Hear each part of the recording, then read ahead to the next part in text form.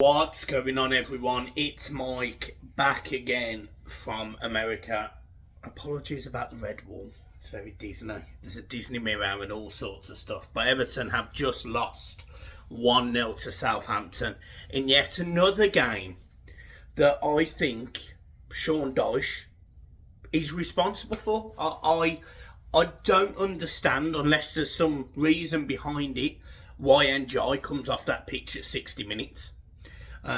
We were getting in behind Southampton at different opportunities, and I don't understand why he makes that substitution. I don't get it, and I'm really struggling to see the logic behind it if there is no reason.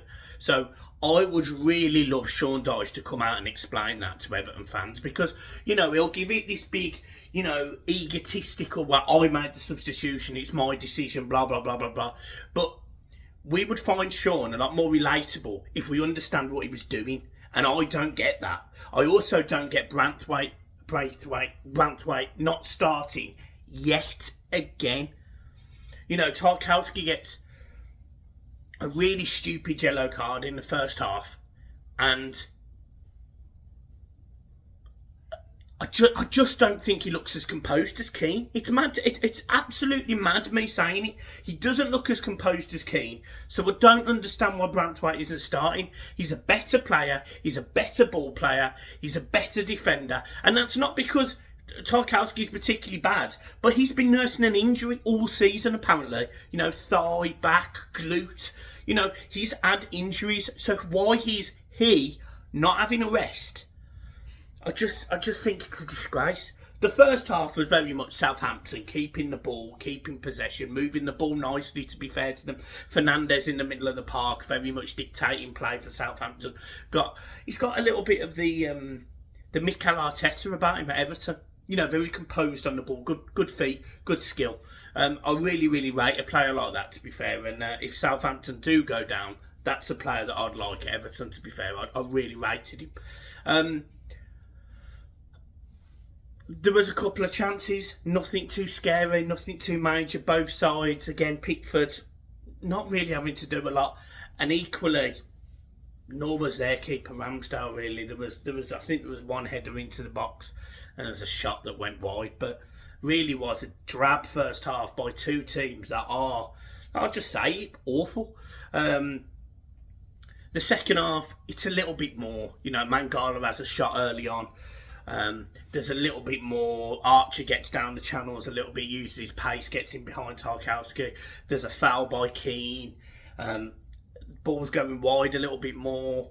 Armstrong was causing Ashley Young a few problems on the left-hand side. But all in all, to be fair, I felt like as much possession as Southampton has, they weren't really clinical. Whereas Everton, when they had the ball, were looking more of a goal threat.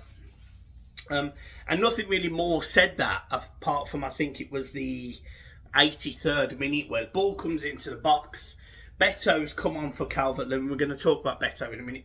He absolutely pumps a header, rattles the bar, and I'm thinking, it's unlucky that. It would have been nice for him to get a second goal after he come off the bench last week and saved us. It was it's not unknown that Sean Dyche isn't playing Beto. Sean Dyche was promised Beto's opportunities to play. It wouldn't surprise me if Beto looks to move in January, blah blah blah blah blah. Southampton go down the other end. Everton are completely all over the place. They haven't reset, they haven't restructured, they're just all over the place. Armstrong pulls off Ashley Young, lovely ball into the box, and 1-0 Southampton. Pickford is nowhere near it, no centre halves are nowhere near it, Ashley Young is nowhere near his man. It was a really, really poor goal to concede on a counter-attack from a team that I don't believe has won all season. But the same team, by the way, that beat us in the league, in the League Cup at Goodison on penalties.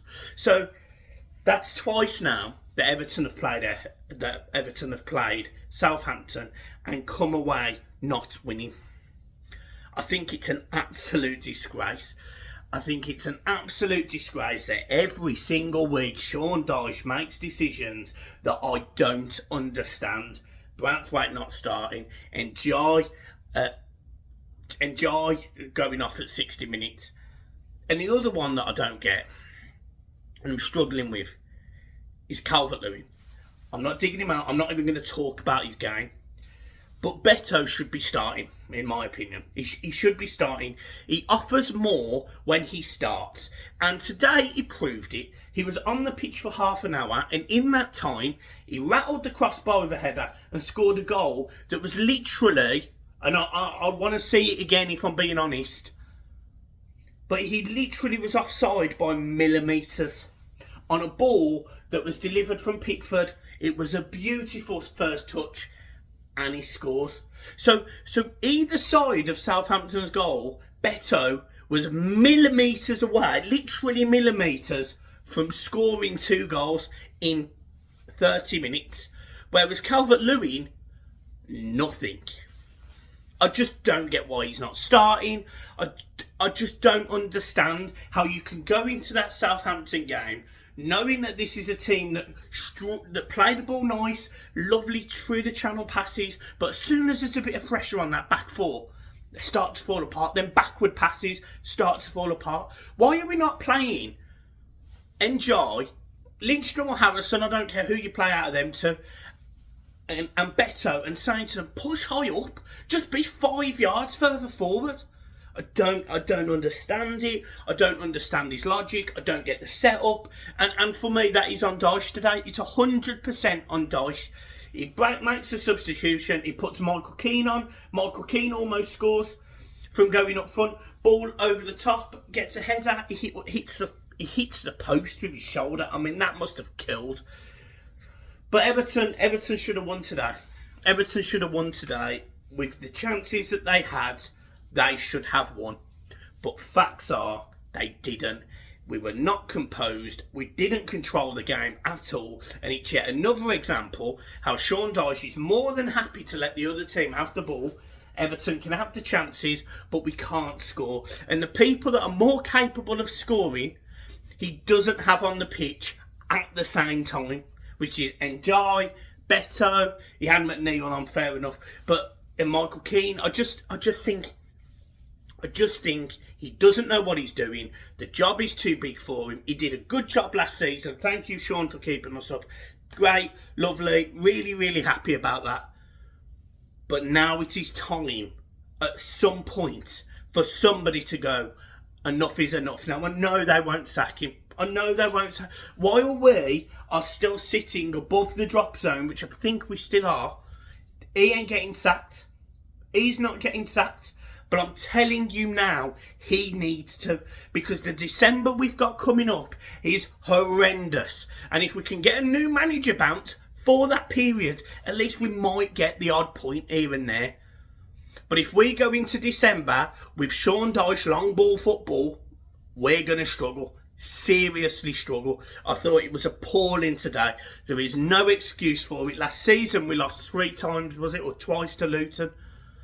This season we've lost twice to Southampton. It is an absolute disgrace, and he should be sacked. He should be sacked. He won't be sacked, but he should be sacked. And that is the end of this match reaction before I absolutely lose it, because he's a disgrace. He doesn't know what he's doing. He doesn't know the substitutions. He can argue about all of the things that have happened in the background, but he's had the most placid period of his career, and he has failed to beat Fulham at home, Southampton away.